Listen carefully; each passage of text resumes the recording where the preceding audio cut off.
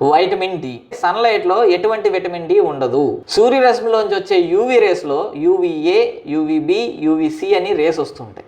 దీంట్లో యూవీబి అన్నది చాలా ముఖ్యమైనది. ఎందుకనంటే వైటమిన్ డి మన బాడీలో తయారవ్వాలంటే యూవీబి కిరణాలు మన బాడీ మీద పడాలి. అప్పుడే బాడీలో ఉన్న కొలెస్ట్రాల్ బ్రేక్ అయ్యి బాడీలో వైటమిన్ డి అన్నది సింథసైజ్ అవుతుంది, అంటే తయారు చేయబడుతుంది. అంతేగాని డైరెక్ట్గా విటమిన్ డి సన్లైట్లో ఉంటే మనం బాడీ అబ్జర్వ్ చేసేసుకోవడం అంటూ ఏముండదు. ఈ యూవీబి రేస్ అనేవి రీసెర్చ్ బేస్డ్గా చెప్తుంది ఏంటంటే ఉదయం 10 గంటల నుంచి సాయంత్రం 4 గంటల వరకు కూడా సూర్యరశ్మిలో ఇవి ఎక్కువగా ఉంటాయి. సో ఈ టైం పీరియడ్లో ఎప్పుడు మనం కూర్చున్నా సరే మన బాడీలో వైటమిన్ డి అన్నది తయారవుతుంది. ఈ యూవీబీ రేసు ఎక్కువ టైం కనుక స్కిన్ మీద డైరెక్ట్గా పడితే మనలో స్కిన్ క్యాన్సర్ రావడానికి ఆస్కారం ఉంటుంది. స్కిన్ బర్న్అవుట్ అయిపోవడానికి కూడా యూవీబీ రేసే కారణాలు అవుతాయి.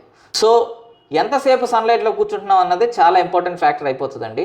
ఏ మనిషి అయినా వైటమిన్ డి గురించి సన్లైట్లో కూర్చోవాలని అనుకున్నాడంటే 15 నిమిషాల నుంచి 20 నిమిషాల పాటు ఉదయం 10 గంటల నుంచి సాయంత్రం 4 గంటల లోపల ఏ టైం పీరియడ్లో అయినా సరే డైరెక్ట్గా చర్మం మీద సన్లైట్ పడేటట్టుగా కూర్చోగలిగితే వైటమిన్ డి అన్నది బాడీలో తయారవుతుంది. చాలామందికి ఉండే ఇంకో సందేహం ఏంటంటే సన్ స్క్రీన్ రాసుకుని వైటమిన్ డి గురించి సన్లైట్లో కూర్చోవచ్చా అని. రీసెర్చ్ ఏం చెప్తుందనంటే సన్ స్క్రీన్ రాసుకుని కనుక మనం వైటమిన్ డి గురించి ఎండలో కూర్చుంటే పూర్తిగా బాడీలోకి వైటమిన్ డి3 అన్నది తయారవ్వదు. వైటమిన్ డి గురించి కనుక సన్లైట్లో కూర్చుంటున్నారనంటే సన్ స్క్రీన్లు రాసి కూర్చోవద్దు.